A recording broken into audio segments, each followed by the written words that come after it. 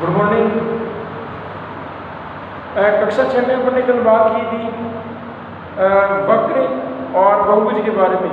तो वक्र जो होता है वो एक टेढ़ी मेढ़ी नुमा जो संरचना होती है उसको वक्र कहा जाता है।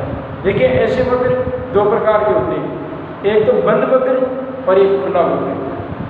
अगर कोई आकृति चारों ओर से टेढ़ी मेढ़ी आकृति लेकिन वो चारों ओर से बंद है तो उसको बंद आकृति कहा जाता है। जैसे आपके तारा होता है, अब वो तारा एक बंद आकृति है, खुली हुई आकृति नहीं है। आपका बल्ब है, ये बल्ब बंद आकृति है। तो ऐसी टेढ़ी मेढ़ी जो आकृतियाँ होती है अगर वो बंद है तो बंद आकृति, अगर उसका कहीं ना कहीं कोई हिस्सा अगर खुला हुआ है या कटा हुआ है तो इसका मतलब वो कौन सी आकृति कहलाएगी? खुली आकृति कहलाएगी। कौन सी आकृति? खुली आकृति।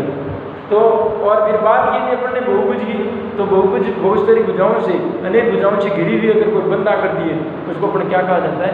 बहुभुज कहा जाता है। और एक बात मैं आपको बता दूं कि उस बहुभुज के अंदर जैसा कि आप देख रहे हैं ये एक प्रकार का बहुभुज है, इसके अंदर भुजाएं 1 2 3 4 5 6 भुजाएं, ये षट बहुभुज है। षट यानी 6 भुजाओं वाली आकृति। अब ये 6 भुजाओं वाली जो आकृति है ये आपको दे रखी है। अब इस आकृति की सहायता से इस आकृति को अपन बहुभुज कहेंगे। अब इस बहुभुज के अंदर ये जो शीर्ष है, ये जो क्या है? ये शीर्ष है, ये जो कोने हैं, इन शीर्षों को मिलाने वाला अगर कोई रेखाखंड है वो रेखाखंड विकर्ण कहलाता है। यदि इसको मैं यहाँ से यहाँ तक शीर्ष मिला दूँ तो यहाँ पर ये शीर्ष क्या कहलाएगा? ये रेखाखंड क्या कहलाएगा? विकर्ण। क्या कहलाएगा? विकर्ण। क्या कहलाएगा? विकर्ण कहलाएगा। अगर मैं इस शीर्ष को इस शीर्ष से अगर मैं मिला दूँ तो इस शीर्ष दो शीर्षों को मिलाने वाला अगर कोई बिंदु है, कोई रेखाखंड है, दो शीर्षों को मिलाने वाला अगर कोई रेखाखंड है उस रेखाखंड को क्या कहते हैं? विकर्ण कहते हैं। क्या कहते हैं? विकर्ण।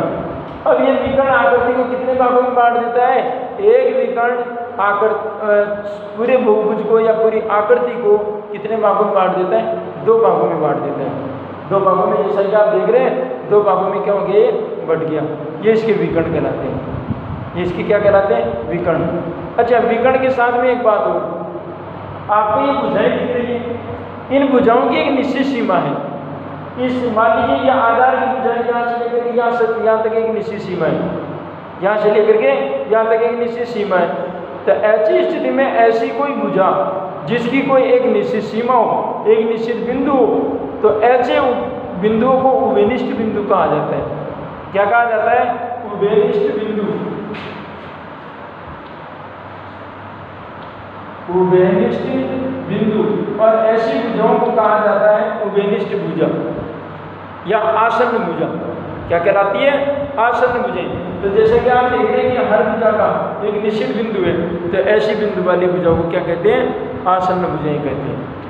तो प्रश्नावली आपकी जो 4.2 है उसमें आपको ये सवाल दिए गए हैं। ये सवाल दिए गए, सवालों का आपको हल करना है। देखो पहला सवाल, नीचे दी गई आकृतियों में वक्रों को, खुली या बंद वक्रों को छांटना है। आपको खुला वक्र कौन सा है, बंद वक्र कौन सा है? जैसा कि मैंने कहा, अगर आकृति चारों ओर से बंद है, चाहे टेढ़ी मेढ़ी हो चाहे कैसी भी हो, समतल हो, अगर वो चारों ओर से बंद है तो उसको बंद आकृति, बंद वक्र, और नहीं तो खुला है तो उसको खुला वक्र कहा जाएगा। तो आपको ये 5 आकृतियाँ, 5 आकृति में आपको खुली और बंद आकृति आपको छांटनी है। प्रश्न नंबर 2, निम्न को स्पष्ट करने के लिए आपको रफ आकृतियाँ की कच्ची आकृति बना ली अपने हिसाब से, जैसे आपसे बनती है। वो आकृति कैसी होनी चाहिए? एक तो वो खुला वक्र होना चाहिए या फिर वो बंद वक्र होना चाहिए। आपको 2 आकृतियाँ बनानी है, जो खुला वक्र हो या फिर वो बंद वक्र हो। ऐसे ही प्रश्न नंबर 3, कोई भी बहुभुज खींचिए। आपके जैसे मैंने अभी खींचा था वैसा आप बहुभुज खींच लें। उस बहुभुज को उस बहुभुज के अंदर वाले भाग को क्या करना है? छायांकित करना है। उसमें आपको पेंसिल से रंग कर देना है। उसको पेंसिल से क्या कर देना है? उसको रंग कर देना है। उसे रंग करने का मतलब ये होता है कि वो एक उभयनिष्ठ जो बिंदु है और विनिष्ट जो भुजाएं हैं वो नजर आएगी केवल। रंगने का मतलब ये होता है। प्रश्न नंबर 5, निम्न आकृतियों की सहायता से प्रश्न का उत्तर दो। ये तारा दिया गया, स्टार दिया गया, कुछ स्टार की सहायता से आपको बताना है क्या ये एक वक्र है।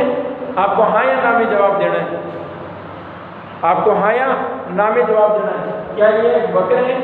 यदि वक्र है तो हाँ का जवाब दो, और ये वक्र अगर है तो ये भी बताना है कि ये बंद वक्र है या खुला वक्र है। ये बंद वक्र है या खुला वक्र है, ये भी जवाब देना है। भाई बात समझ में, इस प्रकार से इन 5 सवालों का आपको अध्ययन करना है। कल देखेंगे और इनको बिंदु है वो किस प्रकार से बनेंगे। ये 5 सवाल इस प्रकार से।